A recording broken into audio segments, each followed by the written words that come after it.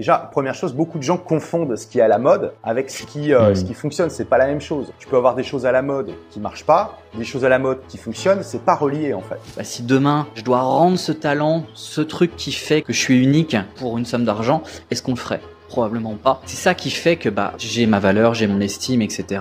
La seule vraie bonne raison de rester en France, c'est que t'as envie de rester en France. C'est tout. On sait que sur tellement d'aspects, c'est mieux autre part, que vraiment faut te dire, je reste là parce que j'aime ce pays, j'aime sa culture, j'aime son environnement, etc. Enfin, toutes les autres raisons, casse-toi vite, quoi. Une stratégie qui a marché pour quelqu'un d'autre, qui a très bien marché pour quelqu'un d'autre, va pas forcément marcher pour toi parce que cette personne a un avantage injuste qui lui permet de capitaliser dessus. Dubaï, pour moi, c'est ce qui se rapproche le plus de la perfection.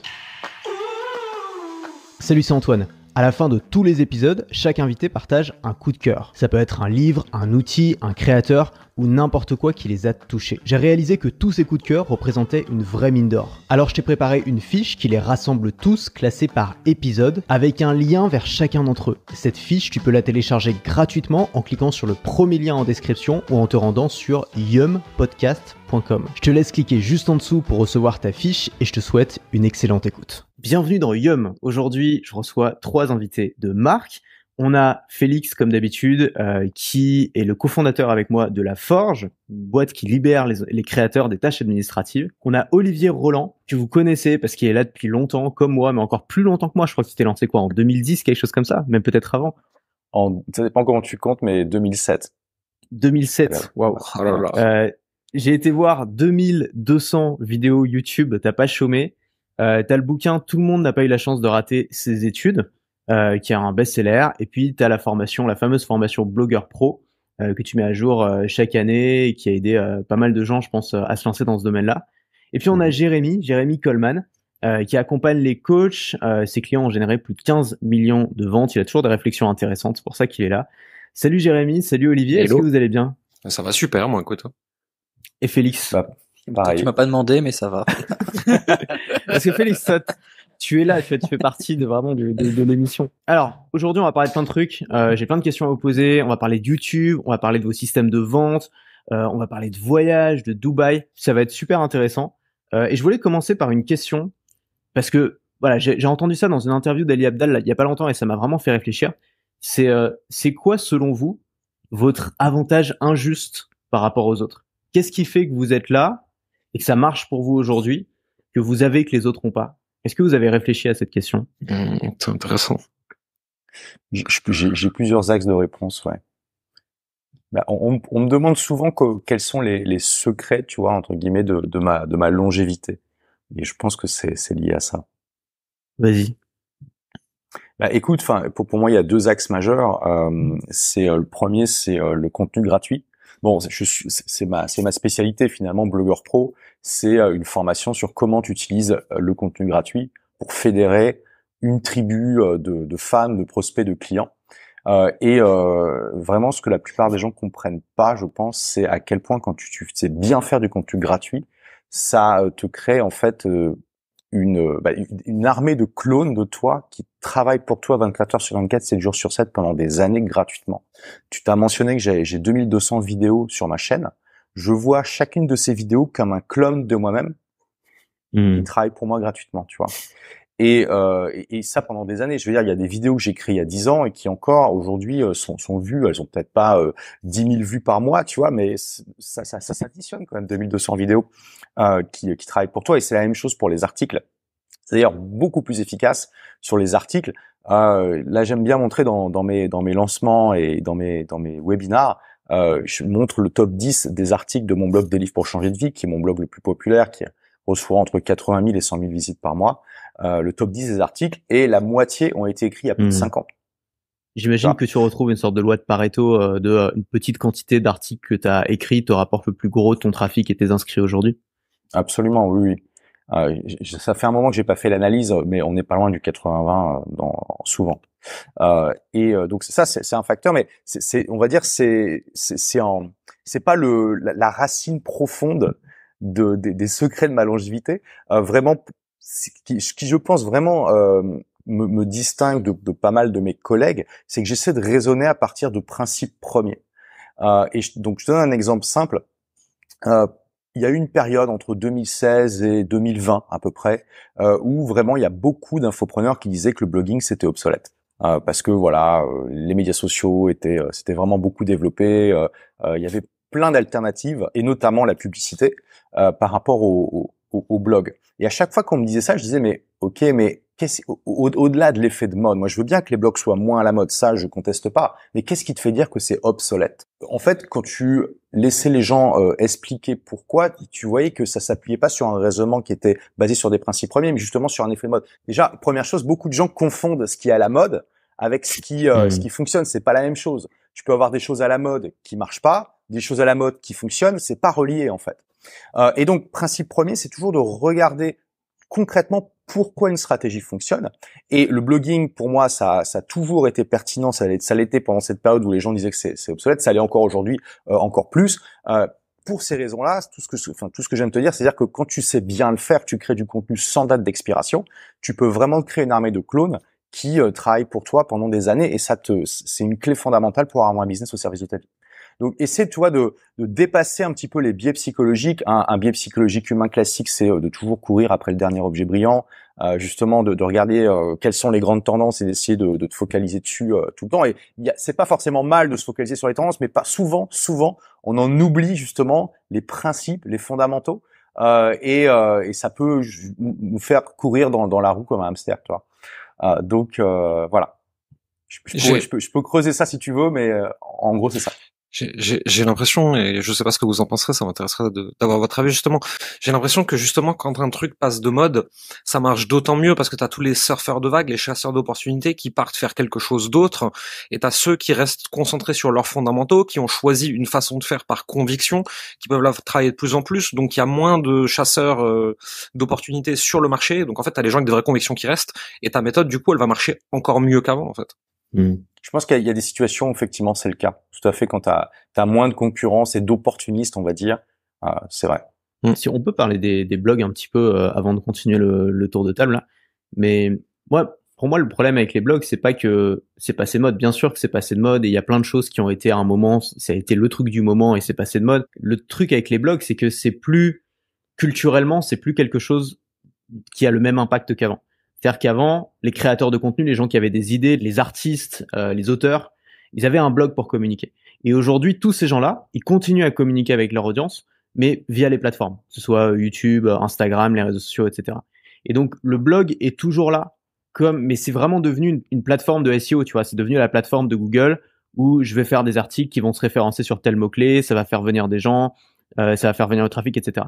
Mais j'ai l'impression, et tu me diras, Olivier, si tu partages cette impression, que c'est plus vraiment une plateforme pour les créateurs de contenu, mais que c'est vraiment devenu une plateforme pour les gens qui font du SEO et qui vont plus suivre des sortes de templates de voilà, je vais faire ça pour que ça réponde à cette requête, plus que je vais faire ça pour partager cette idée qui est importante pour moi. Je suis assez d'accord avec ça, même si tu as quand même un contre-exemple là dans le milieu anglophone qui est une tendance depuis quelques années, c'est Substack.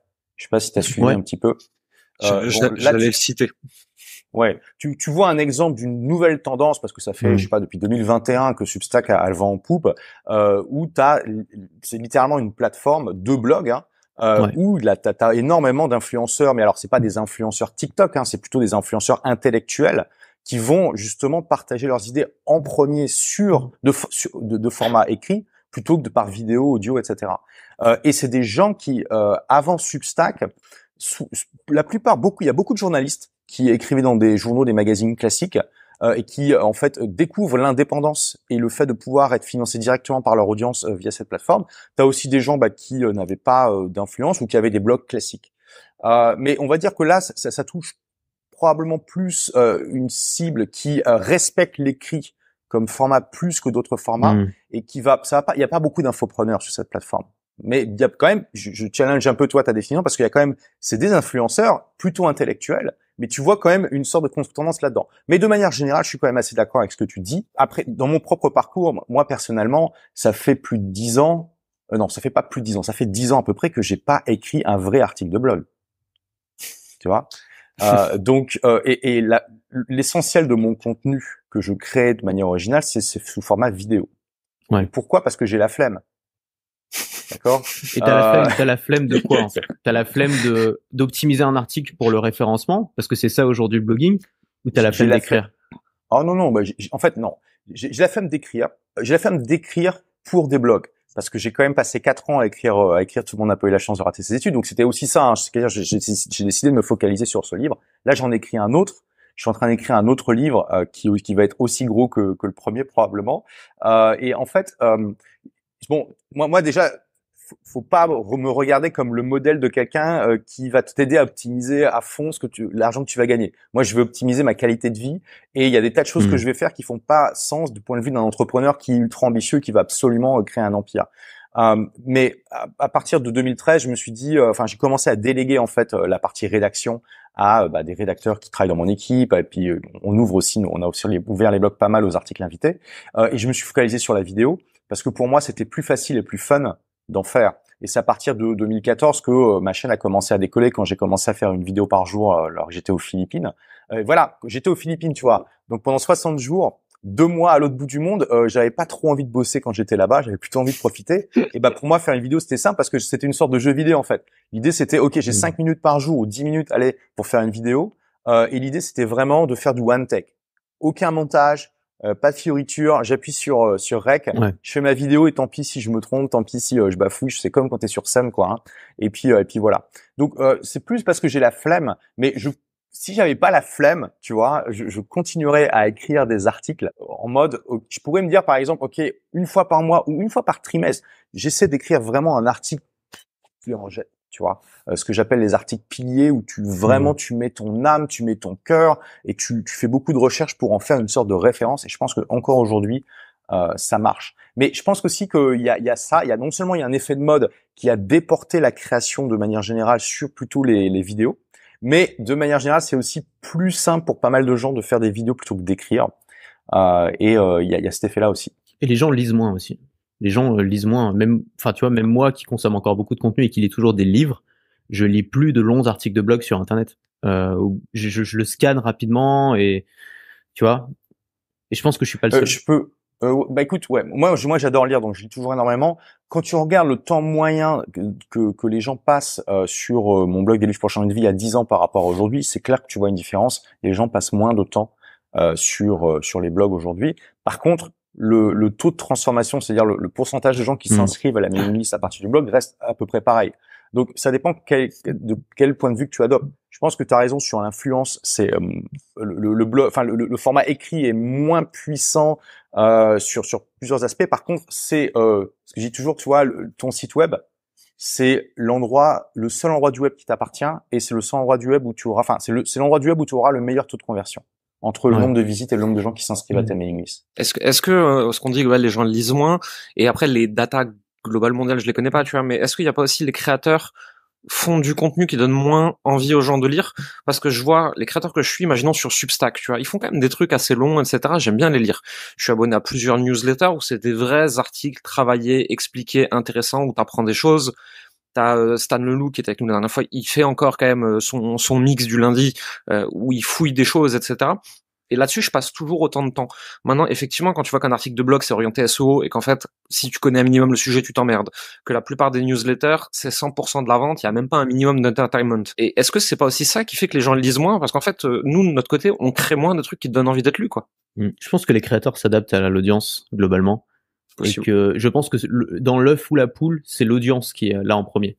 C'est-à-dire que c'est l'audience qui dicte ce qu'elle veut voir. Et tu sais, ça marche toujours, il y a des pionniers. Il y a un mec qui teste un truc, ça marche. Du coup, il y a 15 mecs qui se jettent dessus, ça marche encore plus et ça fait gonfler la bulle.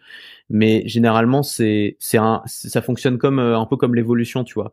Il y a une anomalie, cette anomalie est validée ou rejetée. Donc là, en l'occurrence, il y a un créateur qui teste un truc nouveau, c'est validé ou rejeté. Et si c'est validé par l'audience, ça encourage d'autres créateurs à se lancer. Et je pense que s'il y a plus de longs articles ou qu'il y a moins de longs articles sur Internet, c'est que les gens ils vont plus sur Internet pour lire des longs articles la plupart, parce qu'il y a tellement de profusion de contenu que je trouve ça très dur. Autant lire un livre ça va parce que t'es devant un livre, tu sais que t'es devant un format long et tu sais que t'as pas de distraction autour. Autant quand t'es devant un écran d'ordinateur et que t'as plein de trucs à aller voir, je sais pas, t'as ton feed Twitter avec plein de trucs potentiellement passionnants qui sont dessus que tu peux aller voir en un clic, c'est difficile de dire ok je vais me poser 15 minutes ou 20 minutes pour juste lire des lignes une par une. Et je pense que c'est une habitude qui est en train de disparaître en fait sur Internet, notamment avec l'évolution du format court et la limitation du temps d'attention global des gens, quoi.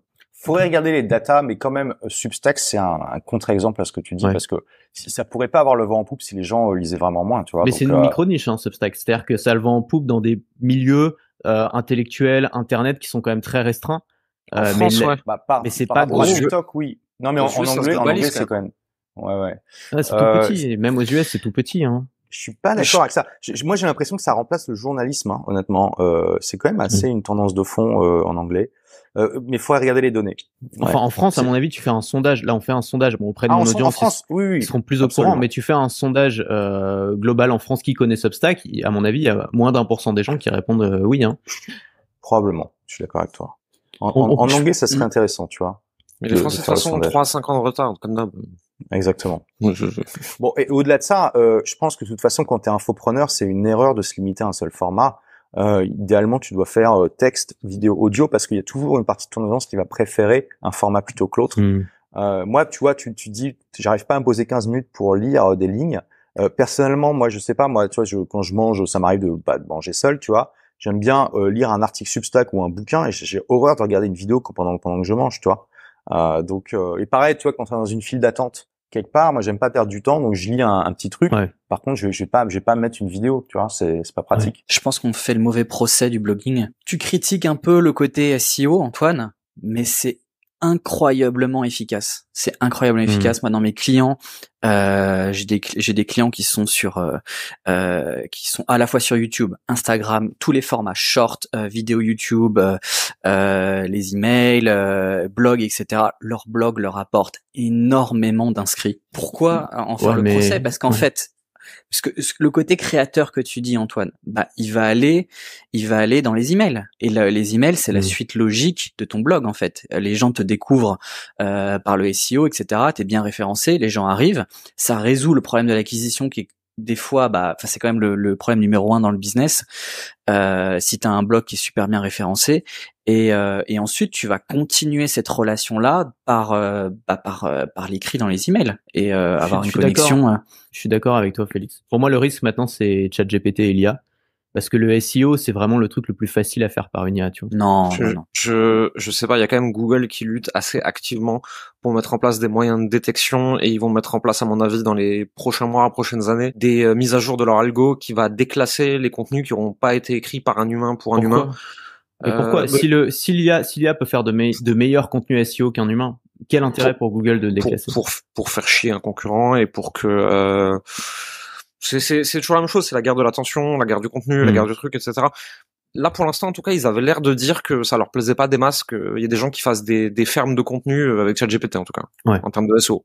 Mais c'est le risque, quoi. Je pense que pour l'instant, c'est pas encore immédiat, et le SEO a encore quelques beaux jours devant lui, mais je pense qu'à terme, le SEO à l'écrit, en tout cas, c'est quand même... C'est un métier, Antoine, hein. C'est pas juste... c'est bien sûr que c'est un métier, mais c'est de la technique, et la technique, c'est la technique de texte, et c'est typiquement les choses que l'IA peut faire beaucoup plus facilement que nous. Elle peut déjà le faire. Elle peut déjà le faire. Tu as souvent des meilleures réponses en demandant à ChatGPT en lisant un article SEO sur Google, hein. Je suis pas d'accord avec ça, hein, personnellement. Alors ChatGPT, j'adore, j'utilise tous les jours, mais tu dois toujours vérifier tout ce qu'il te dit. Donc parce que tu sais jamais quand est-ce qu'il hallucine, et des fois il te fait même ChatGPT 4, hein, il te fait une petite hallucination au milieu d'un test qui est ultra pertinent, et si t'as pas vérifié, tu l'as dans l'os, parce que t'as appris un truc qui est faux, quoi. Le SEO, la plupart du temps, c'est pour des petites choses. Par exemple, moi j'ai acheté un basilic en pot là au supermarché. Le truc, il est mort au bout de 2 jours, ça m'a saoulé. Je me suis dit comment faire pour que le basilic survive. J'ai pas envie d'avoir un article scientifique. Non, j'ai envie d'avoir une réponse qui est claire, qui est rapide, et c'est pas grave s'il y a des petites erreurs. J'ai demandé à ChatGPT, il m'a donné toutes les infos dont j'avais besoin. Terminé, il n'y a pas une personne qui a gagné 1 centime grâce à ma requête. Et malheureusement, je pense que pour beaucoup de blogs SEO qui comptent sur ces petites requêtes-là, à terme, ça va pas se faire tout de suite, parce qu'il va falloir que les gens changent leurs habitudes. Mais à terme, je pense que c'est quand même une menace à considérer, quoi. Oui, sur certaines requêtes, je suis d'accord avec toi. Mais pour revenir à cette lutte contre le contenu qui va être généré par IA, faut quand même se rendre compte déjà que c'est pas nouveau, les fermes de contenu, que avant les IA, il y avait tous les systèmes qui permettaient de spinner des articles. Donc je sais pas si vous avez vu ça, mais il y a même 15 ans que j'expérimentais déjà avec ça. Moi, j'ai tout testé un peu pour pouvoir partager après avec mes élèves. Mais vous pouviez en fait écrire un texte. Ouais, vous pouvez écrire des textes et vous mettiez entre des accolades différents synonymes. Et donc, si tu mettais, par exemple, je sais pas, 2 ou 3 synonymes par mot, bah, à la fin, ça te faisait toutes les combinaisons possibles. Et t'avais, à partir du même texte, t'avais des centaines de variations. Et donc, Google a dû apprendre à lutter contre ce genre de trucs. Et je pense pas que l'IA, c'est fondamentalement différent par rapport à ça. C'est un peu plus, il y a un saut qualitatif qui est clair, mais ça reste fondamentalement le même genre de stratégie. Et en fait, l'algorithme de Google, c'est déjà lutter contre ça. Parce que voilà, il regarde finalement, il y a tout un algorithme qui permet de déterminer quelle est la qualité du contenu. Par contre, je te rejoins Antoine, si à partir d'un moment, le contenu créé par IA va être meilleur que celui fait par la plupart des êtres humains, c'est ce contenu-là qui va se mettre à ranker. Je vois pas pourquoi Google lutterait contre ça à partir du moment où ça apporte de la valeur. Je suis d'accord avec ça, en fait. Ce qu'ils vont tacler, c'est les fermes de contenu poubelles faites par IA, en fait. Mais ça, c'est pas qu'ils vont le faire, c'est qu'ils le font déjà depuis le début. Et est-ce qu'aujourd'hui, un petit créateur a ses chances sur des grosses requêtes sur Google, alors qu'il est justement en concurrence avec des fermes, enfin moi je trouve que le contenu Google s'est pas mal dégradé justement sur ces requêtes-là ces dernières années, et je sais que Google lutte contre ça. Mais est-ce qu'on pourra encore tomber sur un article vraiment de qualité, créatif, intéressant, en faisant une petite requête Google? Bah, je pense que oui. Ça dépend de ce que tu appelles une petite requête. Est-ce que c'est de la longue traîne avec une requête bien spécifique qui est pas le mot assurance, tu vois? Ou est-ce qu'on est sur un méga mot-clé qui est disputé aussi bien en payant qu'en gratuit par les plus grosses entreprises du secteur? Tu veux ranker en tant que petit créateur sur assurance, sur mode, sur vêtements, tu peux faire le meilleur article de la Terre. C'est mort. Tu ne détourneras pas les gens qui sont là en place avec le trust qu'ils ont vis-à-vis de Google. Par contre, sur une petite requête de longue traîne, si tu fais un meilleur contenu, je pense que c'est encore possible. Ok. Moi, il y a un truc que j'ai envie de faire là en ce moment. En fait, je pense que le SEO, c'est génial. Et j'ai toujours trouvé ça nul, et maintenant je trouve ça génial. Le SEO, c'est l'anti-réseau social. C'est-à-dire que les réseaux sociaux, pour les créateurs, je pense qu'il y a un côté très stressant, très presque malsain. Et je pense que le maximum de ça, enfin l'incarnation maximale de ça, c'est TikTok, où tu peux faire 100 000 vues sur une vidéo, et puis 1000 vues sur la vidéo suivante. T'as aucun contrôle là-dessus, et c'est ultra stressant. Et le SEO, c'est un truc complètement inverse. C'est-à-dire que tu vas jamais faire de vues au début, mais sur le long terme, tu as des vidéos qui vont se ranker petit à petit et qui vont t'apporter du trafic long. Et sur YouTube, je me suis rendu compte que j'ai fait des vidéos il y a 1 ou 2 ans où j'étais pas du tout satisfait des résultats. Donc j'ai lancé la vidéo, c'était genre 10 sur 10, tu sais, enfin c'était vraiment une de mes pires vidéos en termes de lancement. Et donc j'ai intégré dans ma tête que je devais faire moins de vidéos comme ça. Et en fait, ce qui s'est passé, c'est que je suis revenu dessus il y a quelques jours et ces vidéos ont dépassé toutes les autres parce que c'est des vidéos SEO, comment faire un vlog, comment faire ceci, cette technique pour faire cela. Enfin, des trucs tout bêtes, tu vois, un peu à l'ancienne. J'ai la même chose. J'ai exactement la même chose sur ma chaîne. C'est ouf. Et ben, quand tu vois ça, tu te dis, mais en fait, c'est ça qu'il faut que je fasse. Et ce qui est fou, c'est que au moment où tu le fais, t'as l'impression que ça foire, mais en fait, sur le long terme, ça gagne. Et je sais pas, moi, ça m'a donné envie vraiment de revenir sur un truc beaucoup plus à l'ancienne, où je fais des longues vidéos tutoriels, comme des mini-formations avec beaucoup de valeur. Je les laisse, tu vois, je les plante, je les laisse, je regarde ce que ça donne. Il y en a qui vont mourir, et puis il y en a qui vont donner des arbres. Et une fois que ça donne un arbre, et ça, Olivier, tu dois bien connaître, bah ça t'apporte du trafic sur le très long terme, ça remplit ta liste email, tu mets un bon appel à l'action à l'intérieur pour remplir ta liste email.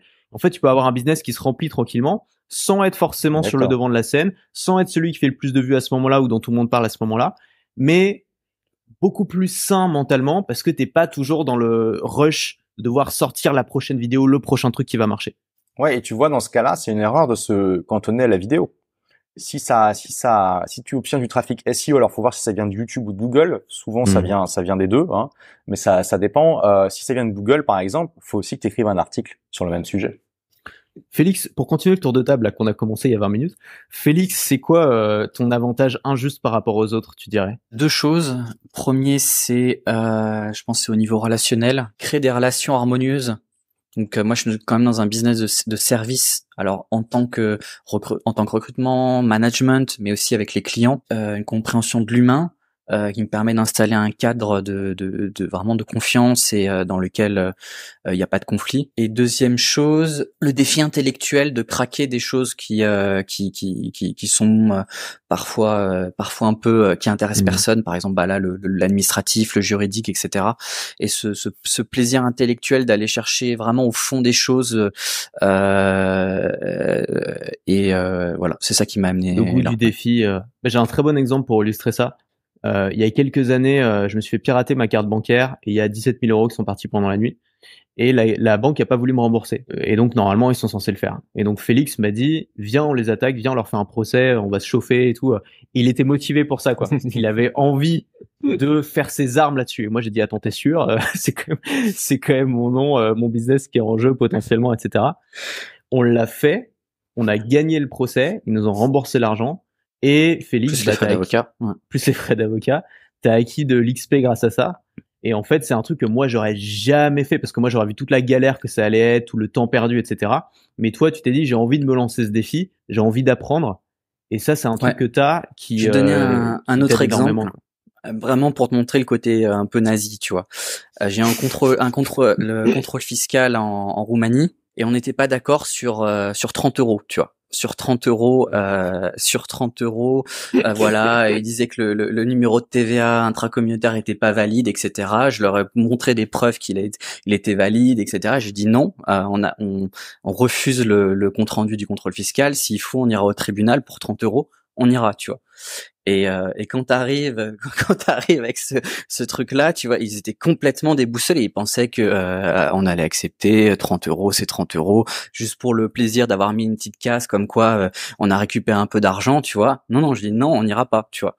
Et au final, bah, tu vois, une semaine pas de nouvelles, et hop, ils sont revenus dessus et machin, et complètement blanchis, tu vois. Et tu le fais avec la volonté d'apprendre, en fait. Tu te dis pas c'est un enjeu, les gens font du drame, tu vois, quand il y a des choses qui leur arrivent comme ça. Non, mais c'est une opportunité d'apprendre. Le procès pour 30 euros, bah, on aurait appris des choses. Voilà, moi j'ai eu un problème avec un propriétaire, etc. pour 900 euros. C'est pas grand chose. J'ai fait un procès, on a gagné, etc. J'ai appris énormément de choses durant le processus, dans la manière de le côté. Je sais pas si t'as vu un peu des procès aux États-Unis quand le mode interrogatoire, tu sais, quand tu attaques et tu poses des questions pour démontrer la culpabilité, tu vois.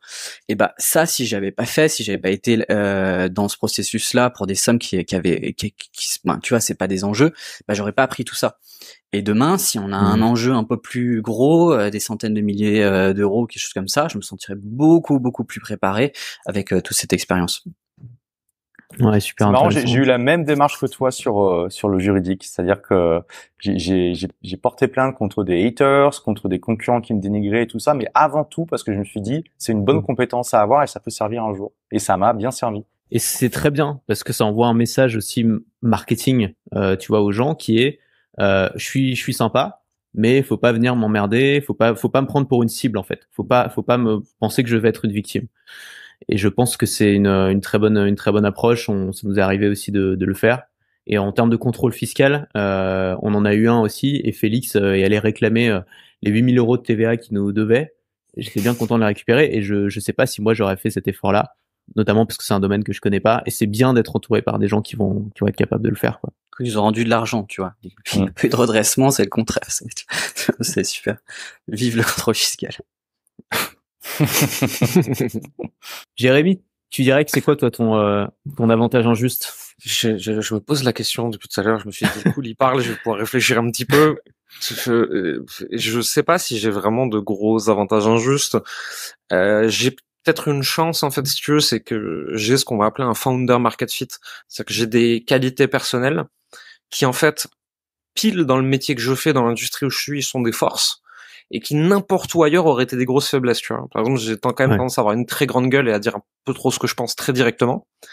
Sur ma cible coaching, marketing, etc., YouTube, Facebook, ça marche très très bien, ça plaît beaucoup aux gens, c'est « Waouh, Jérémy, il est authentique et tout ».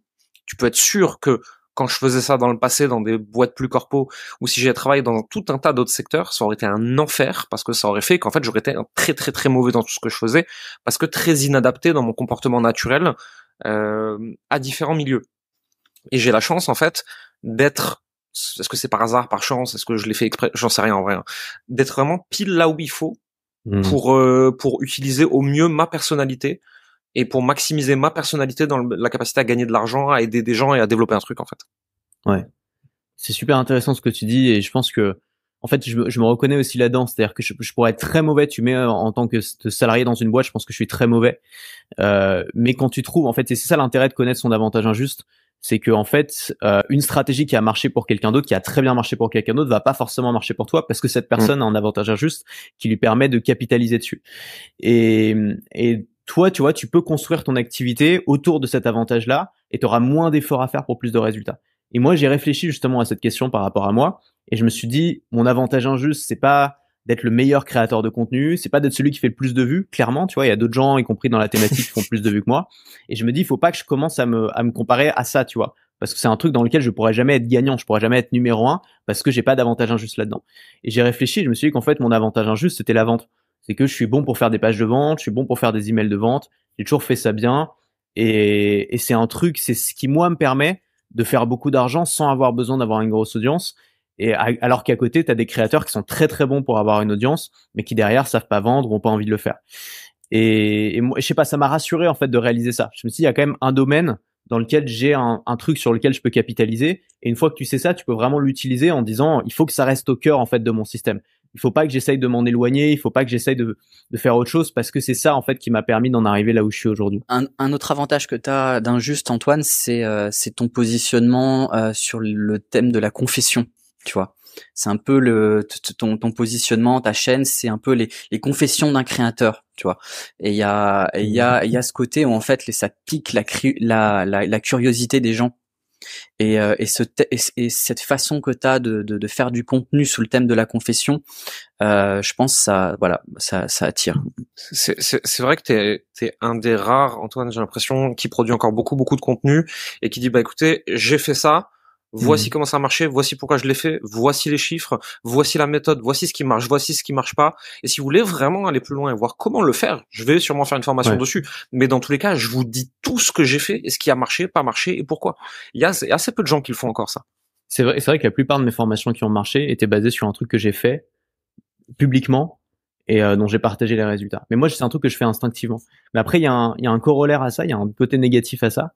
C'est que je travaille toujours à l'enthousiasme. Donc, j'envoie des contenus à l'enthousiasme. Je lance même des formations à l'enthousiasme. J'ai découvert une méthode que j'adore, qui marche trop bien. Je lance une formation là-dessus. Le problème de ça, c'est que c'est quelque chose, j'ai l'impression que vous avez moins ce problème. En tout cas, Olivier, toi qui crée beaucoup de contenu aussi, j'ai l'impression que tu l'as pas. C'est que j'ai tendance à me disperser. Et ça peut m'arriver, tu vois, genre un mois, je me dis allez, je me lance à fond sur Instagram, je reprends les shorts et tout, j'ai un plan, j'ai un truc, j'ai trouvé des méthodes qui marchent, je le fais. Et puis le mois suivant de me dire mais attends, j'ai pas du tout envie de délaisser YouTube, c'est trop bien, j'ai des super résultats avec l'année dernière, et donc je me remets dessus. Et donc je suis sans arrêt un peu en train de sauter d'une plateforme à l'autre, typiquement. Et je vais parfois emmener un peu mon audience avec moi parce que comme je travaille à l'enthousiasme et je partage tout, il y a des gens qui peuvent se sentir un peu perdus à dire mais c'est quoi en fait, c'est quoi la meilleure méthode quoi. Et il y a des gens que ça dérange pas, mais je pense qu'il y a des gens que ça peut déranger. Et Olivier, j'aimerais bien savoir justement comment toi tu fais pour être aussi stable, pour rester focus sur une méthode et de ne pas te disperser justement dans tous les sens. Ben, ça vient de cette philosophie de vraiment partir de principes premiers et les modes, je m'en fous complètement, mais alors à un point tu peux pas savoir. Donc j'aime bien dire que je suis un innovateur conservateur. Quand il y a une nouvelle plateforme de médias sociaux qui débarque, je fais jamais partie de la première vague, mais en général, je fais partie de la deuxième ou de la troisième. Donc, je rentre dedans assez vite, mais pas trop vite, et ça évite de perdre du temps sur des plateformes qui sont mortonnées. Tu vois, je pense à Clubhouse, par exemple. Ouais. En 2020, c'était... j'ai perdu tellement de temps sur ce truc. Bah ouais, moi j'avais un ami... J'avais un ami infopreneur qui était à fond dedans, qui me dit mais tu vas voir, ça va être le nouveau média social de ouf, faut se positionner maintenant. J'ai testé, je lui dis mais je comprends même pas, tu crées du contenu qui s'efface. Et pour moi c'est une hérésie, tu vois. Déjà, tu pars de ce principe premier que le travail que tu fais doit s'accumuler, finir par travailler pour toi. Et là, Clubhouse, c'était pas possible. Donc, tu vois, ça m'a évité d'éviter de prendre une mauvaise décision et de me mettre à fond dessus. Et puis, de toute façon, après, je lui ai dit, écoute, déjà, il y a ça, moi, ça m'horripile. Et ensuite, je suis jamais parti de la première vague, j'attends. Et j'ai bien fait, tu vois. Donc, ça aide. Après, une fois que les plateformes sont établies, tu peux quand même courir d'une plateforme à l'autre comme ça en te disant, faut que je teste. Mais moi, ce qui est bien, c'est que je pense que je suis un paresseux intelligent, tu vois. Donc, j'ai vraiment la flemme. Et j'essaie de réfléchir pour avoir le maximum de résultats avec le minimum de travail. C'est quoi le truc? Il y a forcément, Olivier, il y a forcément un truc qui t'excite. Genre, t'as envie, tu suis toute l'actu de ce truc-là, t'as envie de savoir le dernier truc. C'est quoi ce domaine-là, en fait, dans ta vie où t'es pas comme ça, où t'es pas paresseux parce que ça t'enthousiasme trop pour être paresseux, quoi. Ou est-ce que t'es un gros geek, en fait? C'est ça qu'il veut savoir. Ouais. Oui, c'est une bonne question. Clairement, on va dire, j'ai des, effectivement, j'ai des périodes de ma vie où je vais m'intéresser à d'autres sujets, à des sujets différents. Salut, c'est Antoine. Juste avant de poursuivre l'émission, je te rappelle que tu peux télécharger gratuitement la fiche qui rassemble tous les coups de cœur partagés par les invités. Elle contient déjà des dizaines de ressources précieuses et elle sera mise à jour après chaque épisode. Pour la recevoir, clique sur le premier lien en description ou rends-toi sur yumpodcast.com. Tu peux cliquer pour la recevoir tout de suite dans ta boîte mail et je te laisse pour la suite de l'émission. Là, en ce moment, tu vois, je suis en train d'écrire un nouveau livre et je suis à fond, bien sûr. En fait, même le fait d'écrire ce livre, c'était pour moi une manière de me plonger dans les sujets qui sont liés à mon livre parce que j'étais passionné par ça, je le suis toujours. Mon livre, ça sera sur comment les États sont disruptés par Internet, en fait. Et donc le titre provisoire, alors je sais pas si ça va, si ça sera celui-là à la fin, c'est tout le monde a pas eu la chance de quitter son pays. Et cool. et donc c'est sur ce que je fais moi. Alors si j'ai bien compris, Félix, c'était en Roumanie, c'est ça? Ouais. C'est ce que font beaucoup d'infopreneurs, c'est-à-dire le fait qu'on puisse, on n'est plus, le fait d'avoir un business sur le web, tu es libéré de la tyrannie de l'endroit et tu peux aller vivre où tu veux. C'est profondément disruptif pour les sociétés parce que nos sociétés modernes n'ont pas été conçues avec ce type de liberté en tête parce que jusqu'à récemment c'était pas possible en fait. Et donc tout mon livre va être sur ce sujet et toutes les conséquences qui en découlent, qui sont, je pense, extrêmement donc disruptives à la fois sur le court, moyen et long terme.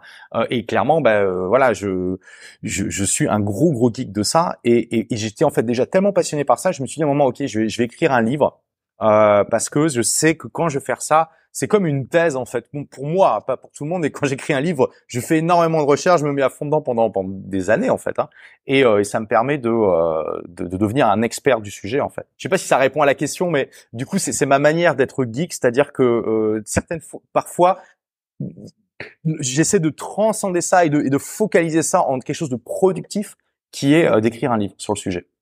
Tu sais que ça va faire parler comme sujet, hein. C'est extrêmement controversé comme je trouve que c'est très intéressant. Moi je pense que je serai un des premiers à lire ton bouquin, mais je pense que c'est une opinion qui est extrêmement controversée.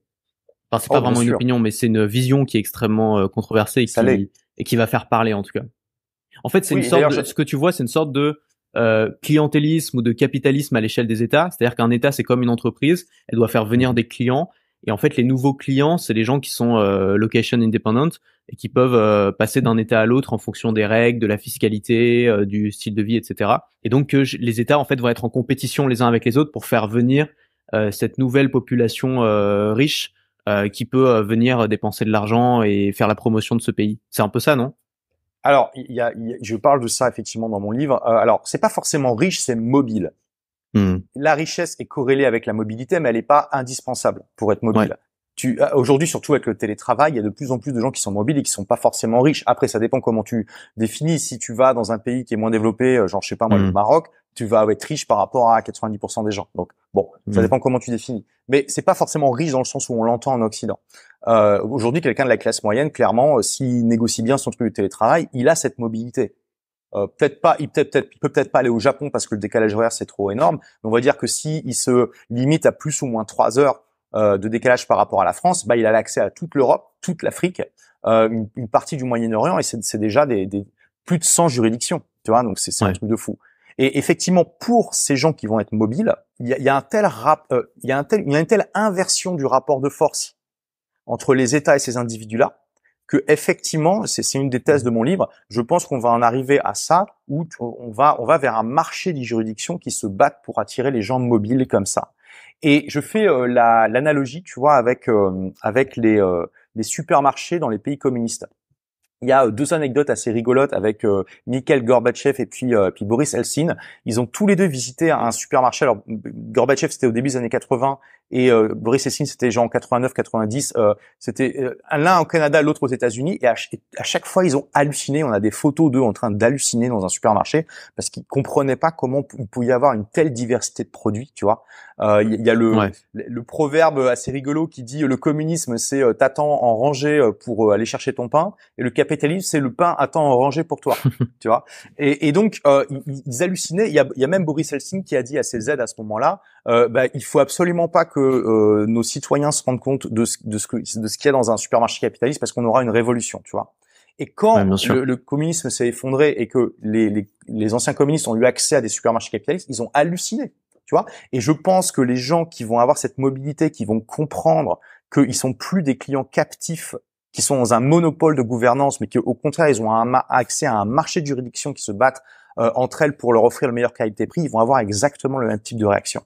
Ils vont halluciner sur la diversité de l'offre par rapport à ça. Et c'est extrêmement controversé. Pourquoi? Parce qu'il y a une différence par rapport, bien sûr, à cette histoire de supermarché dans le communisme, c'est que le nationalisme, c'est une forme de religion, et que donc le patriotisme est sacré et a une valeur religieuse pour beaucoup de gens, même s'ils vont pas dire forcément que c'est une religion, mais s'il y a une émotion extrêmement forte, c'est vrai, ça.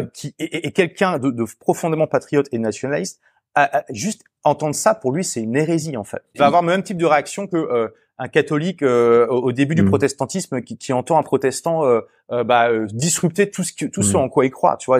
Il dit mais qu'est-ce que tu racontes, tu vois. Je suis là même au niveau des régions en France, hein. Moi j'ai déménagé au Pays Basque. Quand je discute un peu avec des personnes qui sont un peu des anciennes générations, ils me disent mais tu t'es déraciné de ta terre natale pour venir ici, je ne comprends pas. Déraciné, je sais pas, moi je bouge, hein. Comme si tu devais quelque chose à là où t'es né, quoi. Mais il y a un truc, par contre, il y a quelque chose qu'on pourra te dire et qu'on reproche parfois aux gens qui s'expatrient, c'est tu en es arrivé là grâce à ton pays, grâce à la culture que t'as eue, grâce à la richesse que t'as eue de naître dans un pays riche, grâce à l'éducation que t'as eue, aux infrastructures, etc. Et tu quittes ce pays pour aller parfois dans un pays où la vie est moins chère et donc profiter du fait qu'il y a un décalage entre les deux pays et continuer à prendre l'argent du pays dans lequel tu as grandi parce que tes clients sont là-bas. Qu'est-ce que tu réponds aux gens qui te disent ça, Olivier? Je trouve ça assez facile de répondre personnellement. Bon, déjà sur l'argument, tu as la chance d'être né dans un pays riche. Clairement, c'est une chance. Hein, on s'en rend compte très vite quand on voyage. Déjà, je veux dire moi, quand j'ai déménagé la première fois, je suis parti en Angleterre. Donc, qu'est-ce que tu dis du coup aux gens qui déménagent dans un pays riche, tu vois? Bon, je suis parti en Angleterre pour des tas de raisons. On pourra développer si tu veux. Mais clairement, j'ai divisé mon taux d'imposition par 2 du jour au lendemain en partant en Angleterre.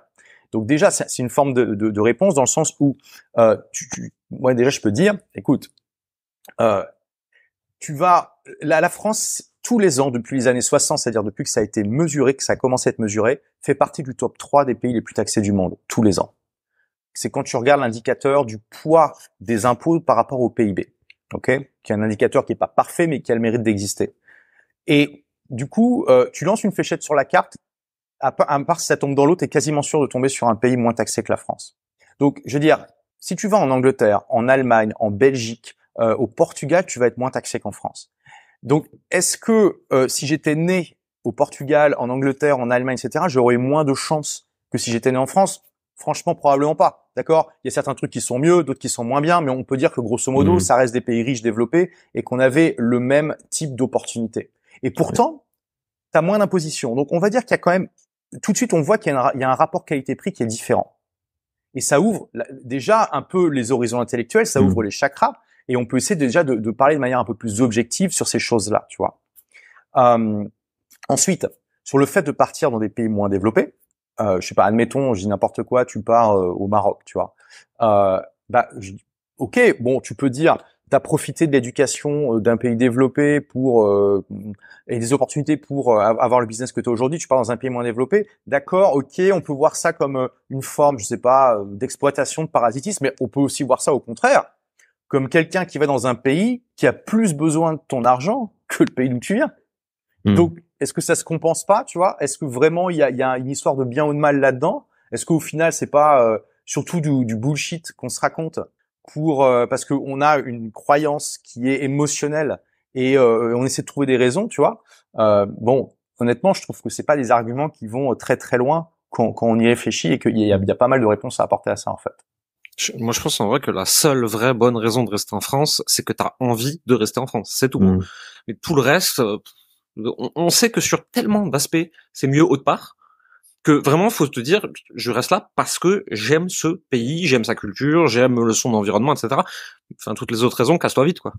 C'est pas une bonne idée de faire confiance à l'argument moral pour espérer que les comportements changent. Et je pense que c'est une bonne chose que les États soient en concurrence parce que c'est la concurrence qui mène à l'excellence et c'est ça qui oblige les États à se remettre en cause.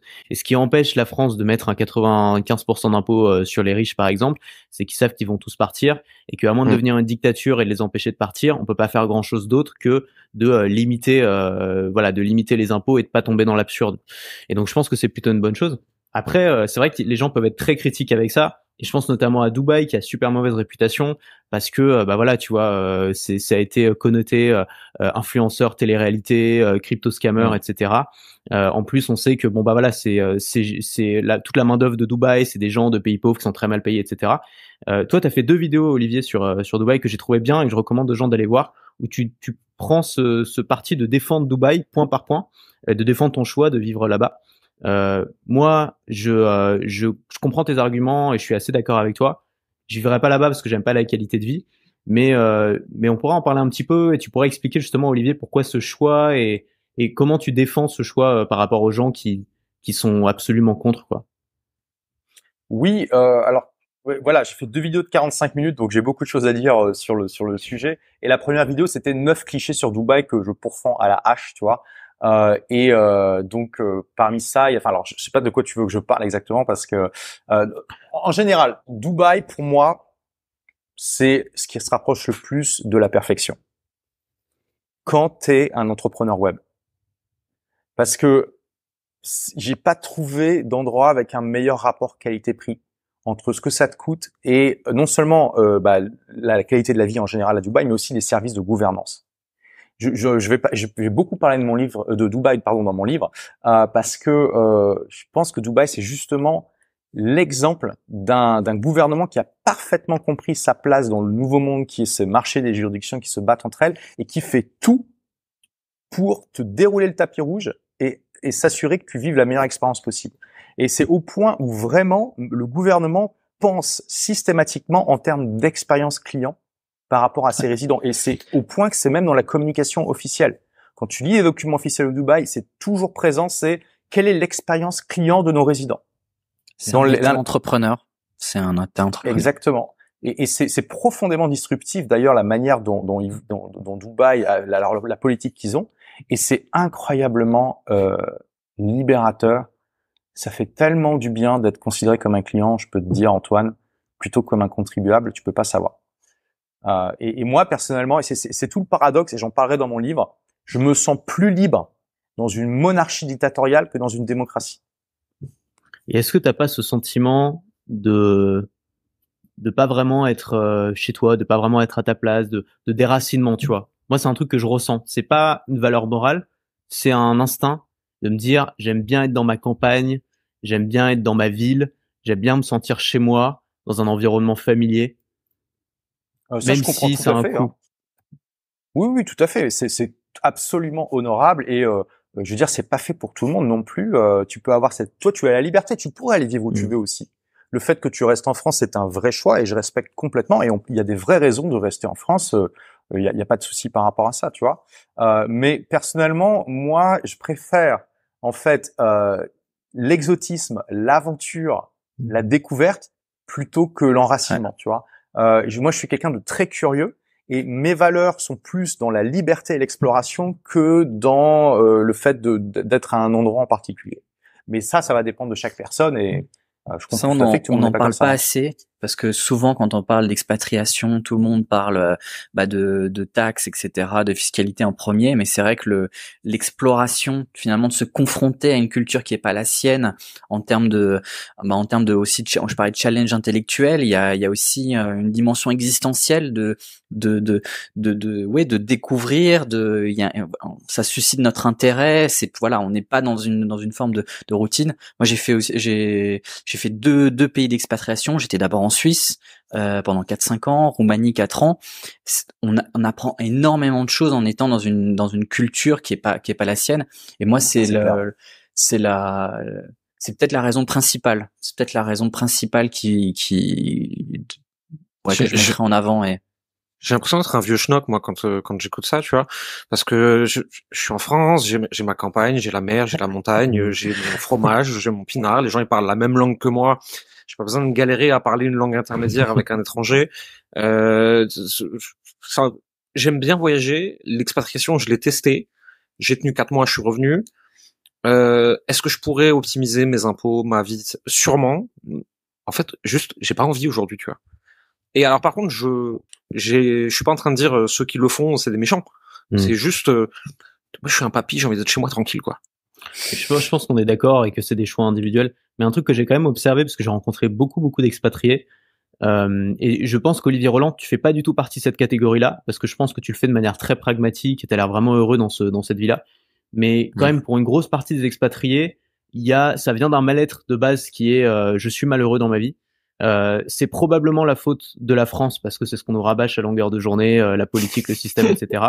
Et donc, je vais aller dans ce paradis sur terre qui est, là, tu mets ce que tu veux, la Thaïlande, l'Estonie, Malte, n'importe quoi, et ma vie va être bien.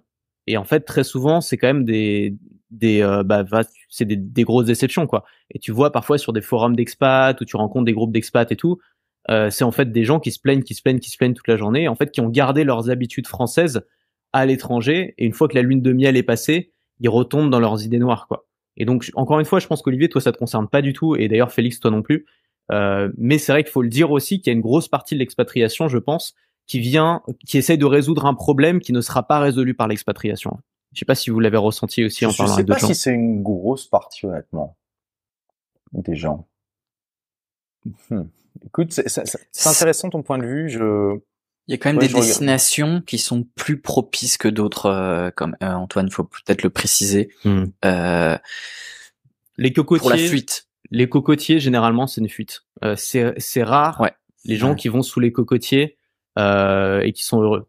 Vraiment. Enfin, pour en avoir rencontré quand même pas mal en Asie du Sud-Est et tout, j'ai l'impression que voilà. Quand tu cherches les cocotiers, c'est que tu cherches autre chose. Tu cherches quelque chose qui est en toi, je pense. Et le deuxième, c'est le Québec. T'as tous les Français qui partent là-bas en se disant, ah, mais ça va, c'est quand même à peu près des Français, c'est la même langue. Ouais, alors les gars, c'est pas la même culture, c'est pas la même langue, c'est pas les mêmes mœurs, c'est pas le même pays, c'est pas le même environnement. Juste, vous comprenez à peu près, quoi, mais, et il y a des gens qui partent pour le Québec que j'ai rencontré, moi, tu vois, et qui vraiment surkiffent et ils voudraient plus jamais vivre ailleurs. Et t'as des Français qui partent là-bas en se disant, c'est un peu comme chez nous, et ceux-là, ils reviennent très, très vite, hein. Bon, après, c'est toujours pareil, tu prends des risques, quand tu t'expatries, et tu prends ce risque de pas aimer, et dans ce cas-là, tu prends tes décisions en fonction. Mais tu parlais des cocotiers, parce que j'ai pu voir des infopreneurs de l'île Maurice, je trouvais plutôt heureux, moi, de manière générale. La Thaïlande, c'est encore un autre monde, mais à l'île Maurice, ils avaient l'air assez pas mal. Et puis je peux comprendre quand même, tu vois, j'ai discuté avec Gaston là, qui est marocain et qui est franco-marocain, je crois qu'il vit à Tanger maintenant, si je dis pas de bêtises. Il me disait, il était tellement content d'avoir quitté Strasbourg avec son nuage gris permanent, tu vois. Bon, après, moi j'ai grandi là-bas, hein. C'est un délire aussi, hein. Ouais, Strasbourg, c'est particulièrement. Moi, je suis lillois, donc tu vois, et c'est aussi pour ça que j'ai pu partir à Londres sans trop me prendre la tête. Alors que tout le monde me dit, mais t'es parti à Londres, mais la pire météo du monde. Je dis, mais non, mais à Lille, c'est pareil, t'inquiète, j'ai pas vu de différence. Mais je pense que c'est toujours une connerie de s'expatrier pour la météo, parce que c'est le meilleur truc. En France, on a la meilleure météo du monde, on a les 4 saisons. C'est-à-dire que dès que t'en as marre, là, on a un été qui commence à se terminer. Il y a les premières feuilles mortes qui tombent, j'adore. Tu sais, ça sent l'automne et tout. Puis ensuite, ça sent l'hiver, ça sent Noël. Et puis quand l'hiver commence à être trop long, t'as les premiers bourgeons, t'as le printemps. C'est le meilleur truc du monde. Tu prends conscience, en fait, du fait qu'on se lasse de tout. Et t'as le rythme des saisons qui fait qu'à chaque fois que tu te lasses, bam, des nouvelles saisons qui viennent te rendre un peu plus joyeux, quoi. Ouais, plus de 35 degrés, c'est trop cool, jusqu'à ce que ça devienne 7 jours sur 7, 365 jours par an, quoi.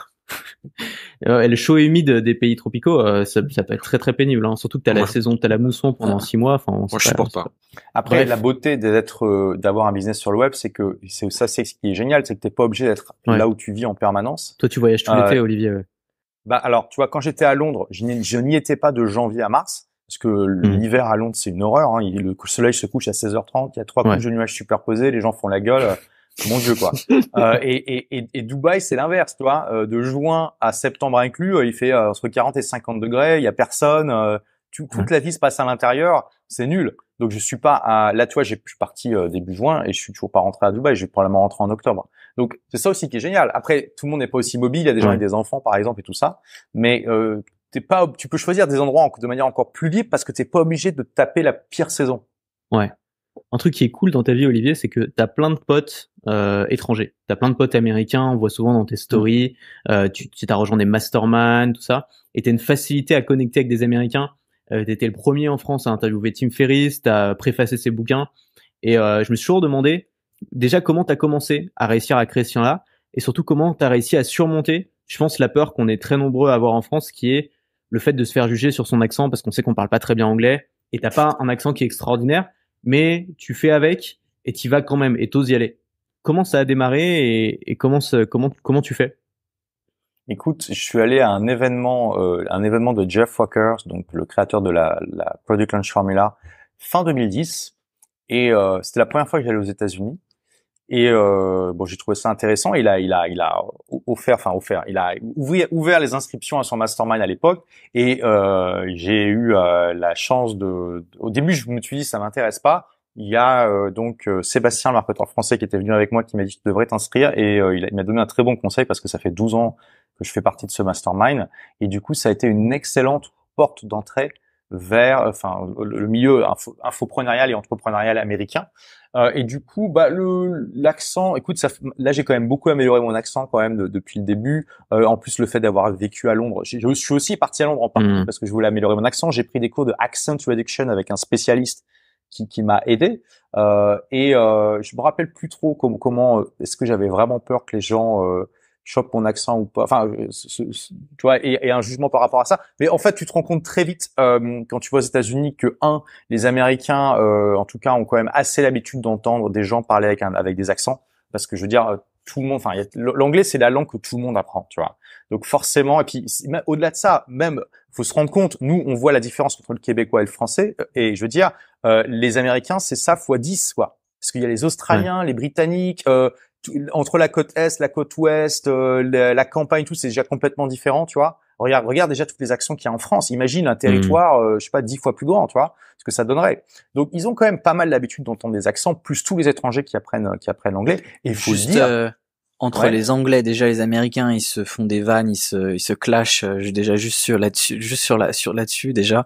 Donc en niveau diversité, il y a Non, mais les pires c'est les Australiens, les Écossais, des trucs comme ça. Vraiment, même si t'es bon en anglais, hein, si t'as pas vécu au contact de ces personnes, tu comprends pas quand ils parlent. Moi ça me terrifie de croiser un Australien, quoi. C'est tout mon niveau d'anglais disparaît. J'arrive plus à reconnaître les mots. Ouais. Mais ça arrive aussi en français, hein. Il y a certains Québécois, tu comprends rien, hein. Il y a le vocabulaire, et il y a l'intimidation aussi parfois de rencontrer des entrepreneurs qui font 100 millions, tu vois, et tu te dis qu'est-ce que j'ai à lui dire, qu'est-ce que j'ai rien à lui apprendre probablement, qu'est-ce que je vais faire avec cette personne-là, tu vois. Et toi, j'ai l'impression que tu arrives à briser tu vois, tu vas voir Tim Ferriss, tu lui dis est-ce que je peux préfacer ton livre, t'y vas quoi. Alors que moi probablement je me serais dit mais pourquoi est-ce que j'irais même lui demander ça, quoi, qui je suis pour faire ça. Les préfaces, c'est pas, alors l'interview c'est moi qui ai été le voir et qui lui ai demandé de l'interviewer parce que j'étais à son événement. Les préfaces c'est mon éditeur qui s'en occupait, hein. Donc là-dessus j'ai pas fait grand chose, mais oui, par contre j'ai effectivement rencontré beaucoup d'entrepreneurs beaucoup plus gros que moi, et j'étais je suis comme tout le monde, hein, j'étais intimidé au début. Alors attends, je finis juste un truc parce que je voulais dire quand même, tu te rends compte aussi, l'accent français c'est super sexy. Voilà. Donc vaut mieux avoir l'accent français que le kazakh, hein. Donc c'est vraiment un atout en fait. Donc voilà. Bref, donc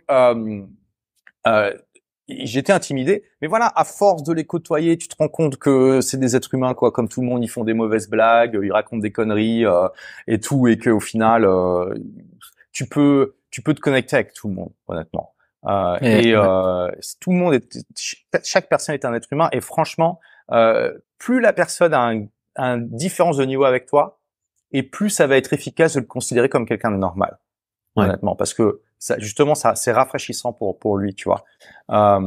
Et ça, voilà, tu peux lui parler je veux dire, moi aujourd'hui, je pense que je peux apporter de la valeur même à des gens beaucoup plus gros sur certains sujets. Après, faut les trouver, c'est pas toujours évident, tu vois. Mais c'est quelque chose que t'acquiers, enfin, t'acquiers une certaine facilité au fur et à mesure, tout simplement. Il y a pas besoin tu vois, d'aller, je sais pas, faire la méditation dans un monastère tibétain pour faire ça. C'est juste au fur et à mesure que tu es en contact avec ces gens, que t'en fais moins un big deal, tu vois. Et faites confiance au temps aussi pour les gens. Je sais qu'il y a beaucoup d'entrepreneurs, de jeunes entrepreneurs qui se lancent, qui ont pas d'entourage entrepreneurial, qui ont l'impression d'être isolés dans leur aventure. Faites confiance au temps. Moi, quand je me suis lancé, je connaissais personne. Aujourd'hui, j'ai l'impression de connaître tout le monde. Je suis rentré dans des groupes d'amis un peu partout, et j'ai pas eu à forcer, quoi. J'ai pas eu à forcément à contacter des gens et tout. Ça s'est fait assez naturellement. Souvent, ça prend du temps. Et puis il y a des filtres. Il y a des gens, t'as envie de continuer à les voir. Des gens, bon bah voilà, tu laisses un petit peu la relation mourir. Mais en fait, si on fait ça depuis longtemps, généralement, on s'est créé en fait un entourage sur les années. On a pu développer son réseau. Alors que quand on vient de se lancer, c'est normal d'être isolé. Et il faut pas penser que parce qu'on est isolé au début, on va être isolé tout le temps, quoi. C'est pas comme ça que ça marche. Mais évidemment, faut sortir de chez soi, faut faire l'effort, faut aller aux événements, faut aller aux soirées, faut aller vers les gens, faut leur parler. Et même moi qui suis pas, voilà, je suis pas une superstar, il y a des gens qui osent pas, quand je fais des rencontres ou des réunions, il y a des gens qui osent pas venir me parler, et c'est dommage en fait, parce que en fait, c'est toujours intéressant de rencontrer des gens, de discuter avec toi, et surtout dans les événements où tout le monde est en mode très ouvert d'esprit, très curieux. C'est vraiment l'endroit où ça se fait, quoi. Absolument. Je pense que les événements, c'est vraiment le 80-20. Allez-y, et c'est extrêmement facile de discuter. Et là-dessus, c'est David Laroche qui en parlait énormément, puis il a rencontré pas mal de gens qui l'inspiraient, etc.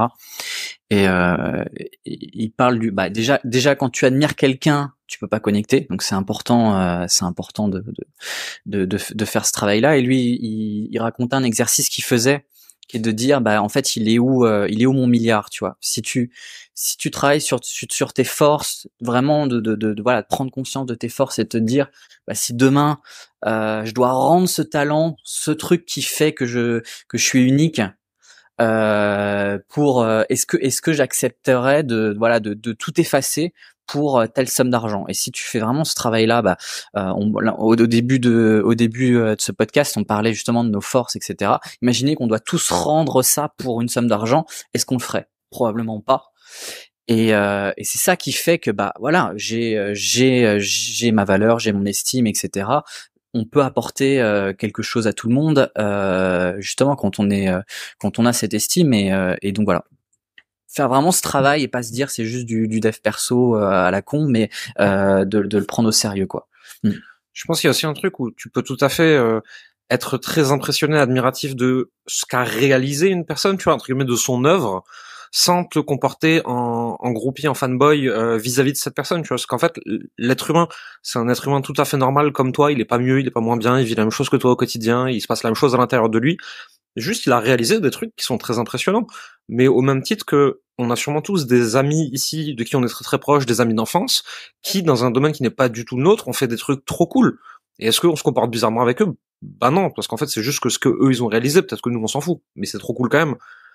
Et juste vraiment de déconnecter l'humain de sa réalisation, et en fait, l'humain n'a rien d'impressionnant, juste il a réalisé des trucs très impressionnants.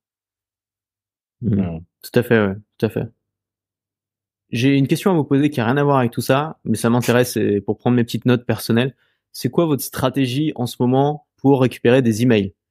Je fais le bourrin en publicité. Moi, il n'y a pas tellement de secrets.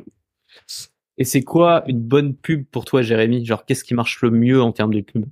Je pense que ça dépend vraiment des secteurs, ça dépend vraiment des industries, etc. Dans l'industrie du make money, ça va quand même beaucoup être de faire preuve d'énormément de transparence. Là où tout le monde essaye de faire la plus grosse promesse, l'accroche la plus sexy. Moi, mes pubs qui ont le mieux marché, c'était ceci est une publicité payante pour attirer l'attention des coachs vers une vidéo gratuite. Je fais ça parce que 0,1% des gens qui vont voir cette vidéo vont vouloir devenir mes clients. Et tous les autres, c'est bien, vous aurez eu un truc cool gratuitement. Et ça, ce type de format de prise de position, de prise de parole, moi, c'est mes pubs qui ont le mieux marché. Après, sinon, c'est vraiment se mettre dans la tête de l'audience, tu vois. C'est-à-dire qu'est-ce qu'ils vivent, ok, comment est-ce que je peux faire une accroche comme ça? Ok. Ouais, il y a un truc de prendre un peu le contre-pied. Ouais. En fait, souvent, c'est ce qui marche en pub, c'est que les gens ont tellement l'habitude de voir des pubs qu'ils les mettent dans une catégorie de leur cerveau qu'ils effacent, en fait. Genre, non, ça, je veux pas le voir, c'est une pub. Alors, tu commences la pub en te mettant à leur place, en disant, voilà ce que vous êtes en train de penser là, mais voilà ce que je vais vous dire, et tu fais le pattern interrupt, tu casses l'image qu'ils en ont. D'un coup, hop, ça s'éclaircit, et ils commencent à voir, et ils commencent à t'écouter, quoi. Je sais pas si t'as vu, il y a une pub YouTube qui commence à faire son petit chemin tout doucement. C'est pour la marque Yam Nutrition, qui font des trucs pour sportifs, des compléments, etc. Et ils font la pub actuellement d'un produit qu'ils ont, dont la molécule de base, je pense, est du Tribulus terrestris. C'est un truc qui est censé augmenter la testostérone naturelle. L'accroche de la pub, c'est chez Yam Nutrition, nos produits sont bons, mais nos pubs sont nuls. Et ensuite, la pub commence et elle est ultra surjouée. Et en fait, du coup, elle est drôle et du coup, t'as envie de la regarder et du coup, tu découvres le produit, en fait. Et c'est hyper bien pensé. Ok. Très marrant. Et après, donc t'as l'approche de la pub, et ensuite, pour convertir et choper l'email, tu fais quoi? Tu proposes un lead magnet, c'est une newsletter? Ouais, c'est le format lead magnet. Nous, c'est un atelier que on avait fait en payant par le passé, qu'on a un peu redécoupé pour que ce soit plus quali et qu'on offre gratuitement. Donc, en gros, ils laissent leur email et sur la page de confirmation, ils ont accès à cette vidéo de 45 minutes où c'est 95% valeur, 5% pitch. Et au fait, s'ils veulent pas ce qu'on leur pitch derrière, en fait, on s'en fout. Ils ont pris 45 minutes de valeur dans les dents, quoi. Ouais. Ok. Très simple. Olivier, c'est quoi ta tactique du moment là? Bah, j'ai pas de tactique Tu du vas me moment. dire, oui, voilà. C'est quoi ta tactique depuis 2007 alors? Ouais, c'est ça. Bah, c'est toujours pareil, hein. Les blogs, le lead magnet, voilà. Ton lead magnet, c'est quoi? C'est toujours ton livre ou ça a changé? Ouais, c'est mon livre Vivez la vie de rêve grâce à votre blog que j'ai mis à jour, bien sûr, quand même. Hein.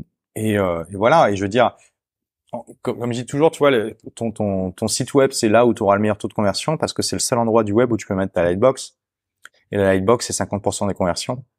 Donc, c'est un gros facteur, hein, parce que le fait que le seul endroit du web dont tu es le propriétaire, c'est ton site web, c'est non seulement c'est vrai sur la politique éditoriale, c'est-à-dire que tu sais que tu vas jamais te faire virer de ton propre site, mais c'est aussi vrai sur l'interface. Ouais. Voilà, l'interface de YouTube, de Facebook, d'Instagram et tout ce que tu veux, ça t'appartient pas. Ils peuvent la changer quand ils veulent et ils en ont rien à carrer si ça t'avantage ou pas, tu vois. Eux, ce qu'ils regardent, c'est le global. Et t'as pas le droit de mettre de lightbox nulle part. Ouais, bien sûr. À part sur ton site web. Donc, c'est toujours ça. Et je fais un petit peu de pub aussi, en retargeting notamment. Ok. Ouais, bah, c'est sûr que quand t'es sur ton site web, t'as plus d'options, mais en échange, les plateformes te donnent de l'audience, quoi. C'est vrai qu'il faut aller la chercher, mais c'est vrai qu'il y a des intérêts contraires. C'est-à-dire que l'intérêt de TikTok, par exemple, c'est que les gens surtout quittent pas l'app, ils vont tout faire pour pas que tu puisses mettre de lien ni rien. Et toi, ton intérêt, c'est que les gens quittent l'app pour venir s'inscrire chez toi et continuer avec toi. Mais en vrai, si t'arrives à, enfin, le truc qui marche très très bien, moi j'ai réussi à capturer énormément d'emails sur Instagram, par exemple, ou sur YouTube. Et en fait, le truc qui marche le mieux, c'est de ne pas créer un lead magnet qui est séparé du contenu. C'est-à-dire, souvent, les gens ont leur contenu, ils ont un lead magnet qui parfois est pas directement lié au contenu. Ils disent, voilà, si vous voulez aller plus loin, il y a mon bouquin, il y a mon PDF, il y a ma formation, etc. Ce qui marche vraiment bien, c'est d'avoir une étape de ton contenu qui est le lead magnet. Par exemple, je suis tombé sur une vidéo hier d'un gars qui faisait un petit cours sur le SEO et il disait, donc voilà, étape 1, tu cherches tes mots-clés. Donc pour chercher tes mots-clés, tu vas sur ce site, tu entres ton mail et ensuite tu tapes ton mot-clé, il va te donner toute une liste. En fait, le site, c'est son site, tu vois. Donc une étape du tutoriel, c'était de s'inscrire sur son site. Et c'est le truc le meilleur du monde en termes de conversion. Parce que si les gens suivent le tutoriel, en fait, ils vont à un moment s'inscrire à ton site. Un autre truc qui marche très très bien, c'est le contenu en 2 parties. Donc par exemple, tu as une partie 1 où tu délivres donc dans ton contenu. Moi, j'ai beaucoup fait ça, notamment sur Instagram. J'ai capturé des dizaines de milliers d'emails sur Instagram l'année dernière. Contenu 1, je partage genre 7 tips pour, voilà, souvent c'est des petites pastilles, hein, c'est des contenus shorts, c'est assez rapide. Et ensuite je dis, bah voilà, j'ai fait, pour ceux qui veulent aller plus loin, j'ai fait un audio de 20 minutes sur Telegram dans lesquels je vous partage la vraie stratégie, le truc complet, etc. Et pour le recevoir, vous cliquez sur le lien dans ma bio. Les gens cliquaient sur le lien dans ma bio, je leur envoyais le lien vers mon Telegram, ils rejoignaient mon canal Telegram, ils avaient accès à l'audio, et ça cartonnait en termes de conversion. Tu peux faire la même chose sans sortir de la plateforme, tu vois. Le principe des two-step content, tu vois, c'est tu fais effectivement un contenu très cool. J'ai fait une partie qui va plus loin, commente tel mot et je te l'envoie. Derrière, tu plugs un ManyChat ou Assimilé qui fait les MP automatiquement à ta place. Et en fait, du coup, tu les sors même pas de la plateforme. C'est seulement dans les MP, là où on s'en fout, que tu vas balancer du lien d'inscription à ton lead magnet, quoi. Mais ça, tu peux le faire automatiquement. Genre, envoyer un MP automatiquement, tu peux le faire via un outil. Sur une page pro Facebook et sur Instagram, avec ManyChat, tu peux le configurer pour que ce soit automatique. S'ils commentent un certain mot-clé, ça leur envoie un MP automatiquement. Ok, intéressant. Avant de terminer, votre modèle de vente, enfin avant de passer au coup de cœur plutôt, votre modèle de vente actuel, Olivier, t'es toujours sur les super lancements, donc tu fais monter la sauce. J'ai vu que t'avais posté plein d'interviews là sur ta chaîne YouTube, donc tu fais monter la sauce autour de ton produit. Tu lances ton produit sur, je sais pas, une semaine ou deux, tu fais un maximum de ventes et ensuite t'attends 1 an et tu refais ça. Alors, j'aime bien que tu utilises super lancement parce que c'était le premier, parce que Christian Godefroy est le premier à avoir sorti ça en France et sa formation c'était super lancement en genre 2008 ou 9, tu vois. Je savais même pas, tu vois. Donc ouais, mais ça fait longtemps que plus personne n'utilise ce mot. on voit que comme moi on est des papis, tu vois. J'essaye Antoine. Mais j'essaye de pas utiliser les termes déposés par certaines personnes. Raison. Ouais, mais bon, bref. Mais c'est des lancements de produits, quoi. Alors oui, j'utilise toujours ça. C'est toujours ma manière de vendre principale. C'est aussi ce que j'enseigne depuis des années dans Blogueur Pro. Hein. Mais je suis passé à bien plus qu'un, puisque là, cette année, on va probablement en faire 5. Ok. 5. Tu peux en faire, de la même formation ou de 5 formations différentes? Non. Alors, c'est 2 formations différentes, parce que j'ai Blogueur Pro, j'ai aussi une formation qui s'appelle Lancement Pro, justement sur les lancements. Mais tu pourrais faire 6 lancements par an de la même formation, absolument, à condition d'avoir une acquisition de leads qui soit solide. Ouais. Mais tu vois, là, j'étais au Brésil pendant 6 semaines. J'ai mon ami Eric Rocha, c'est le plus gros infopreneur du Brésil, il fait 6 lancements par an. De la même formation. Du même produit. Mais du coup, il fait beaucoup de pubs, il a un système pour faire entrer des leads constamment. Absolument. Il a du renouvellement d'audience. Ouais. Comment? Il faut du renouvellement d'audience si tu veux vendre toute l'année. Ouais. Oui, absolument. C'est tout. Mais même sans gros renouvellement d'audience, tu peux au moins en faire 3-4. Idéalement avec 2 produits, c'est mieux, mais ouais. Donc pendant longtemps, je faisais 1 ou 2 lancements par an, mais parce que j'étais en mode je découvre le monde, je profite de ma liberté, tout ça. Là, c'est toujours le cas d'ailleurs, mais maintenant j'ai mon équipe qui fait une grosse partie de mes lancements. Bientôt, j'en suis pas encore là, mais je suis pas loin de l'idéal, c'est-à-dire que bientôt j'aurai juste besoin de faire les vidéos ou de me pointer pour les lives et mon équipe fera tout le reste.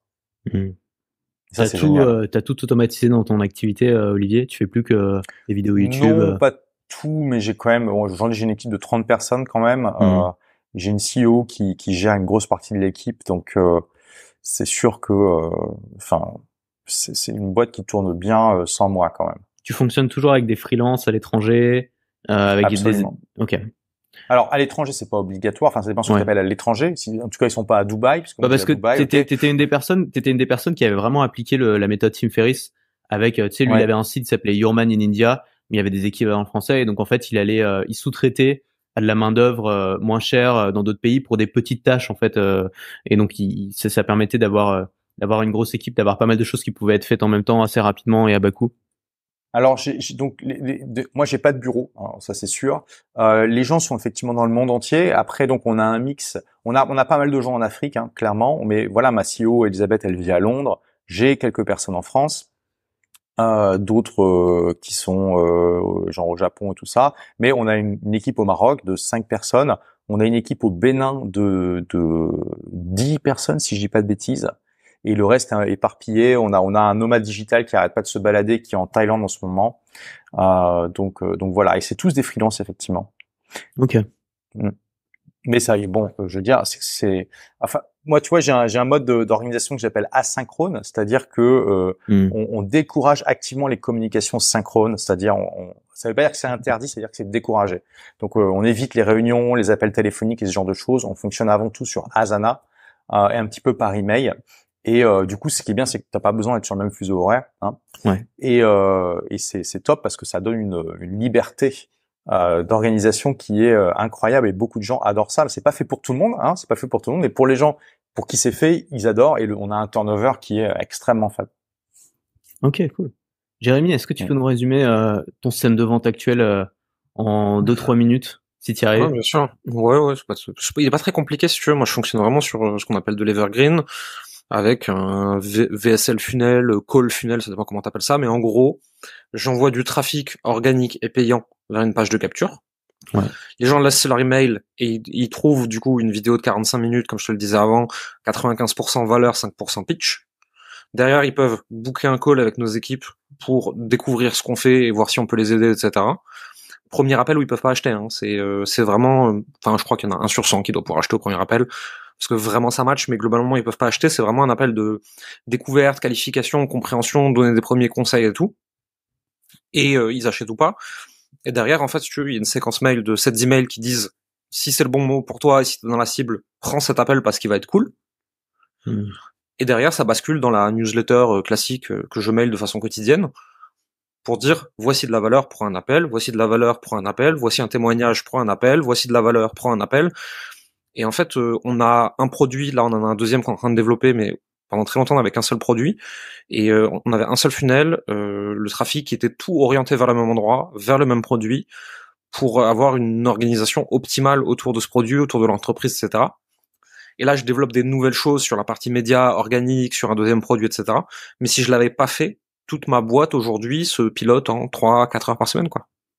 Ok. Donc, j'ai vraiment un système très très simple, très très evergreen, qui me demande pas grand chose, quoi. Toi, Félix, c'est un petit peu différent, hein, parce que tu fonctionnes en certaines boîtes de Moi, services. c'est très simple. Moi, c'est très simple. Stratégie, c'est je travaille avec des marketeurs et donc ça apporte ça apporte des leads sans problème, tu vois. On a plutôt le problème inverse que tu vois, on peut pas prendre énormément de personnes, et donc on est par rapport à la demande, on est obligé de faire une sélection qui est drastique. Donc voilà, et c'est pour ça qu'on s'est associé, que t'as des parts au capital, et voilà, et ça fonctionne. Donc j'ai pas à faire ça. C'est vrai. Et ouais, le principe de la forge, c'est que on veut peu de clients, mais on veut des gens qui ont vraiment du potentiel, avec lesquels on a envie de s'engager sur le long terme, quoi. On peut terminer par les coups de cœur. Donc chacun partage un truc qu'il aime bien. Ça peut être un créateur, ça peut être une app, ça peut être un logiciel, un outil, une vidéo, n'importe quoi. Et moi, ce que j'aurais partagé aujourd'hui, c'est un truc génial. Et je savais pas que ça pouvait exister. Tu sais, le grand problème aujourd'hui, et notamment pour organiser cette émission, c'est les messageries. C'est que avant c'était les emails, maintenant c'est les messageries. Il faut contacter les gens. Il y en a, tu les as contactés la première fois via Instagram, d'autres via LinkedIn, d'autres via Messenger, d'autres via WhatsApp. Et donc tu sais jamais où sont les gens, comment les contacter, etc. Et t'es sans arrêt en train de jongler entre 4 ou 5 messageries différentes, et c'est l'enfer. Et il n'existe pas aujourd'hui de messagerie centralisée. Et donc il y a un outil qui est sorti il y a pas longtemps, qui est assez nouveau, qui est encore sur invitation. Je mettrai les liens pour ceux que ça intéresse. J'ai quelques liens invités. Quelques invitations, je les mettrai dans la fiche à télécharger. Et donc Tu m'en réserves une, hein. Pardon. Je t'en réserve une, ouais. Moi j'ai galéré pour avoir la mienne, donc ça fera gagner du temps. Deux. Je sais pas combien j'en ai, honnêtement, je vais voir. Mais en gros, c'est un outil qui va se connecter à toutes les plateformes. Alors, faut faire confiance, hein, parce que tu lui donnes vraiment tous tes mots de passe, tous tes trucs. Mais bon, ça a l'air d'être un truc sérieux. Ça va se connecter à toutes les plateformes. Donc, ça va se connecter à ton Messenger, à ton iMessage, à ton Instagram, à ton LinkedIn, vraiment toutes les plateformes de messagerie qui existent. Et ça centralise tout à un seul endroit, qui te permet de rechercher dans tes messages, dans tous tes messages, qui te permet de contacter n'importe qui sur la plateforme que tu veux. Qui te permet de faire toutes les fonctions que tu as habituellement, poster des likes, ajouter des liens, répondre à un message, etc. Et ça fait gagner un temps fou, parce que par exemple, quand j'organise cette émission, j'ai plus besoin d'aller chercher chaque personne sur chaque messagerie pour savoir comment j'ai contacté la première fois. Je cherche son nom sur Beeper, je la contacte directement via la dernière messagerie que j'ai utilisée. J'ai juste à checker tous les matins pour vérifier que il y a pas quelqu'un qui m'a répondu. Et donc quand on commence à recevoir beaucoup de messages et qu'on commence à être sur pas mal de messageries en même temps, au lieu d'essayer de convaincre tout le monde d'aller sur notre messagerie préférée, comme j'ai essayé de faire pendant longtemps, c'est plus simple de s'adapter en fait et d'avoir ce système-là. Donc je sais pas si c'est un truc qui vous intéresse, mais moi ça fait gagner un temps fou. Et en plus ils ont une app, ils ont réussi, je sais pas comment ils ont contourné les limitations et tout, mais ils ont une app en plus sur l'iPhone et sur Android qui permet de gérer ça depuis son téléphone. Donc avant, au lieu d'avoir 5 apps de messagerie, j'en ai plus qu'une. Pas plus tard qu'hier, on avait cette discussion avec Jérémy. J'ai dû parler de ça comme problème. Quand tu commences à travailler avec beaucoup de gens, avec des équipes, plus les clients, plus les partenaires, etc., tu te retrouves vite avec 5, 6, 7 messageries différentes. Et c'est vite l'enfer, en fait. Hein.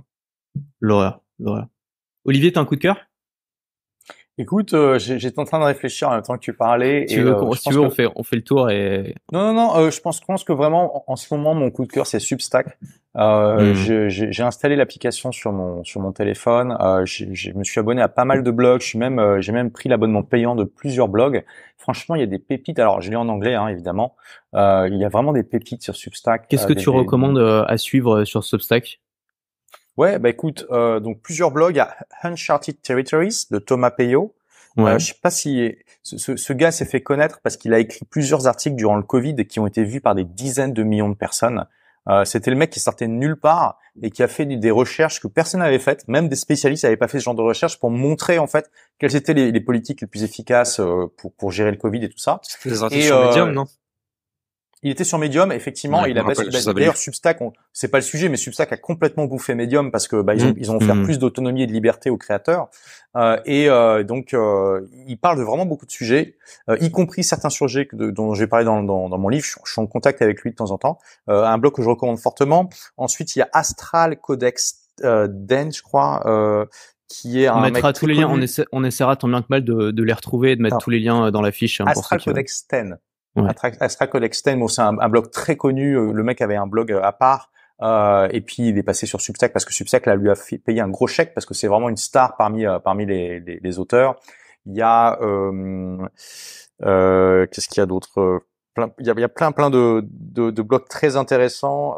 Allez voir, faites un tour. Et puis oui, Noah Opinion aussi, Noah Opinion. Donc là c'est un économiste plutôt centre-gauche, donc très intéressant parce que je suis assez pas d'accord avec lui sur pas mal de trucs, mais justement j'aime bien. C'est un mec qui vraiment pose ses arguments et qui explique pourquoi il pense un truc, et donc ça me permet. J'aime bien trouver des gens comme ça avec qui je suis pas d'accord et qui savent expliquer pourquoi, tu vois, parce que c'est important de pas être dans sa tour d'ivoire. Donc voilà. Mais vraiment il y a des gens de top qualité, compétences qu'ils font et Substack leur permet d'aller directement voir leur audience plutôt que de passer par un gatekeeper qui est un magazine ou un journal. Et d'ailleurs, je pense que Substack va disrupter, est déjà en train de disrupter l'industrie du journalisme, en fait. Parce que les meilleurs journalistes, ils ont plus besoin d'écrire dans des journaux, ils peuvent aller directement écrire pour leur audience et être payés par elle. Au passage, le côté décentralisé de l'email, c'est génial. En fait, c'est le seul réseau social décentralisé aujourd'hui. C'est pas un réseau social, mais c'est la seule plateforme décentralisée. C'est l'email, en fait. Parce que tu peux utiliser Substack pour envoyer tes emails, tu peux utiliser ConvertKit, tu peux utiliser Podia, tu peux utiliser ce que tu veux. Les gens vont le recevoir avec le client qu'ils veulent, Gmail, Apple Mail, Yahoo, ce qu'ils veulent.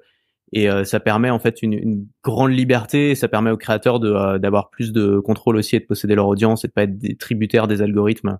Exactement. Et j'espère vraiment que la décentralisation des plateformes, ça va se développer. Pour l'instant, il y a l'email et le podcast. J'espère vraiment que tout ce qu'ils essayent de faire autour de Mastodon, etc., qui devrait être pris en charge par Thread, ça va se faire parce que ça va tout changer. Ouais. Et peut-être un jour. Il y a Nostr qui est sorti récemment. Le protocole Nostr, ça a été développé par une équipe de Twitter, enfin une ex-équipe de Twitter avec Jack Dorsey comme ambassadeur. Et l'idée, c'est vraiment de créer un protocole comme l'email, mais qui puisse être utilisé par différentes plateformes. Voilà, exactement, c'est un protocole. Mais ça reste, bon, j'ai un compte Nostr et tout ça. Honnêtement, ça reste très, très, très rudimentaire aujourd'hui. C'est pas du tout. Le problème, c'est qu'il faut un produit qui lance la masse adoption, quoi. Mais Instagram, enfin, si Instagram joue vraiment le jeu avec son thread et qui rende vraiment ça compatible avec le protocole, justement, avec le protocole décentralisé, ça pourrait être le début d'une nouvelle tendance, quoi. Mais je suis pas sûr qu'ils aient un intérêt à le faire. Honnêtement, j'ai pas confiance en Meta du tout. C'est vraiment, probablement, c'est l'entreprise en laquelle j'ai la moins confiance sur la pérennité des réseaux, et c'est pour ça que je bâtirai jamais rien en me focusant dessus, en me concentrant dessus avec eux. C'est va des rétros, tu vois. Clairement, ils ont tellement changé leur politique, leur algorithme, plein de choses que c'est vraiment. Mais s'ils ont des points à gagner par rapport à Twitter, ils vont le faire. Si ça leur permet de gagner des points et qu'ils ont rien à perdre avec ça, avec cette app-là, c'est un hobby pour eux, ça leur apporte rien pour l'instant. Ils ont pas mis beaucoup de budget dessus. Donc s'ils peuvent l'utiliser comme un moyen de se différencier, ils pourraient le faire. Je sais pas, pour l'instant, je les ai pas trouvés très intelligents avec Thread, très honnêtement. Je comprends pas pourquoi ils en ont fait une app à part, par exemple. C'est complètement stupide de pas l'avoir intégré à Instagram. Ils ont pas lancé le truc en Europe pour des raisons de RGPD, mais c'est débile. Enfin, ton network effect, il est divisé par deux si t'as pas l'Europe. Enfin, bref, je comprends pas leur stratégie, honnêtement. Ouais. Je sais pas ce qu'ils foutent. Je pense qu'ils ont eu raison de pas l'intégrer à Instagram parce que ça aurait vraiment risqué de flinguer le truc, quoi. Ils ont trop à perdre avec Instagram, c'est leur plateforme majeure du moment. Possible, mais dans ce cas-là, le problème c'est que du coup ça coupe énormément l'effet de réseau d'Instagram. Bon, c'est c'est pas le sujet, mais voilà. Félix, ton coup de cœur? Alors moi, je suis toujours 3 temps de retard quand je défoule les trucs, mais donc ça s'appelle Google, c'est super. Non, c'est génial. Non, donc ça s'appelle Rask.ai et c'est un truc qui traduit automatiquement tes vidéos avec ta voix, etc. Et c'est extra. Je me suis tapé les meilleurs fous rires de ma vie. Là, c'était hier en faisant des tests avec moi. J'ai fait des tests avec toi, avec d'autres personnes. Et c'est incroyablement efficace. Donc pour ceux qui connaissent pas, en fait, ça prend une vidéo, donc ça peut être un short, une formation, des vidéos YouTube, etc. ça reconnaît ça reconnaît ta voix, ça va traduire automatiquement ce que tu dis du français vers la langue de ton choix. Et ensuite, ça va recréer ta voix avec la traduction. Et suivant les langues, c'est en anglais. Pour moi, c'est pour moi, pour toi, Antoine, c'est incroyable. D'autres, par exemple le chinois, des fois ça donne des trucs un peu bizarres encore, mais incroyable. Alors je pense qu'avec ce truc-là, il y a des gens qui vont se hyper pour essayer de mettre leur business en anglais. Et que c'est pas forcément une bonne idée, mais dans mes clients, j'en vois un, je suis sûr qu'il va le faire. Je suis sûr qu'il va le faire avec ce truc-là. Ce qui est fou, c'est que ça reprend vraiment ta voix, mais en anglais. Il l'a fait avec moi, il m'a mis en anglais et en roumain, et c'est un truc de fou, quoi. C'est vraiment ta voix, tu la reconnais. C'est génial, ce truc. Et ça marche très très très bien, et la traduction est parfaite, et tu te dis, en fait, c'est le début de la fin des frontières des barrières de la langue sur Internet, quoi. Tous les créateurs vont, et ça va être le jour où ce sera intégré à YouTube, en fait, tous les créateurs pourront consommer tous les contenus sans qu'il y ait une grosse barrière, quoi, parce que il y a même pas besoin de sous-titres, quoi. Ça va être directement doublé. Oui, surtout que maintenant, tu as plusieurs pistes audio possibles sur une vidéo YouTube avec différentes langues. Ouais. Tu vas voir sur, par exemple, le gros YouTuber, là, comment il s'appelle déjà? MrBeast. Toutes ces vidéos sont comme ça avec plusieurs pistes. Donc, mais tu vois, il faut des moyens, quoi. C'est ça. Mais le jour où il y aura plus besoin de moyens, que ça pourra être fait automatiquement pour tout le monde. Là, ça réduit le coût à la traduction qui est énorme. Déjà, tu vois, c'est. Et ça veut dire qu'on va avoir la concurrence des Américains d'un coup là. Ça va être un autre level. Là. Ouais, je sais pas, tu vois. Regarde MrBeast. Ils iront en espagnol, mais pas. J'en parlais à Chris de MrBeast. Lui, t'as vu, il a lancé sa chaîne en français. C'était avant qu'il y ait les multipistes. Et il était pas du tout inquiet. Il m'a dit bon, c'est pas ça qui est à faire que les gens vont arrêter de regarder les créateurs français. Hein. Ouais. C'est comme les films hollywoodiens versus les films français, tu vois. Il y a un marché pour les deux. C'est vrai. Dans le prolongement, deuxième coup de cœur, c'est donc là c'est traduction par IA, c'est d'écouter les covers les covers par l'IA. Donc c'est tu prends un chanteur marrant, et tu prends n'importe quel et tu lui fais chanter autre chose et donc voilà. Toi qui m'as envoyé ça te met dans une bonne humeur, moi ça me met dans une bonne humeur. Ce qui est important quand on travaille, juste quand on est feignant et qu'on travaille justement à l'humeur, c'est de se mettre dans des bonnes émotions et ce truc là pour déclencher une bonne humeur. Donc voilà, par exemple Jean-Marie Bigard avec le thème de la Reine des Neiges, la Disney, quelque chose. Johnny Hallyday sur le générique de Pokémon. Alors là c'est un des best. Excellent. Donc voilà. La marche de Valkyrie, vous êtes là, quoi.